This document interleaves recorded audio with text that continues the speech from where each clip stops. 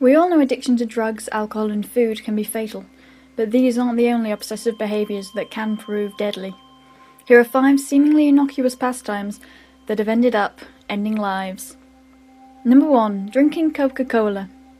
In 2010, 30-year-old Natasha Harris died from too much Coke.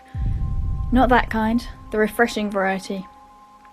For 8 years, she'd been drinking up to 10 litres a day, imbibing more than twice the recommended caffeine limit and 11 times the prescribed amount of sugar. She suffered withdrawal symptoms, mood swings, rotted teeth, a racing heartbeat, morning vomiting, and one of her 8 children was born without tooth enamel. In the end, she died of cardiac arrhythmia and the effects of poor nutrition. Number 2. Internet role-playing. In May 2009, a South Korean couple were convicted of letting their 3-month-old baby starve to death while they raised a virtual child online. The couple allegedly fed their real baby just once a day while spending 12 hours with their pixelated pride and joy. They were sentenced to a lenient-looking 2 years in jail. Number 3. Hoarding. On the 6th of January 2009, hoarder Joan Canane, aged 77, was reported missing in Heaton, Mersey, Greater Manchester. A shopaholic who had been hoarding for 16 years, her acquisitions took up so much space that she only had a 60-centimetre wide path between piles of purchases to allow her to move around her bungalow.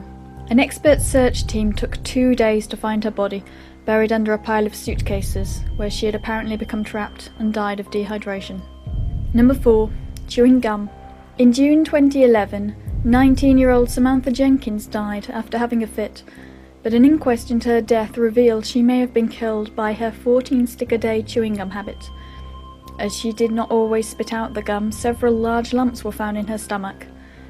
A pathologist said that levels of minerals in her body were fatally low and the gum may have prevented them from being absorbed. Number 5. Drinking water. In 2008, Andrew Else, a 51-year-old autistic man, drank himself to death, not with alcohol, but with water. Described as an aquaholic, he had been addicted to drinking water for 30 years after a stomach upset in his 20s.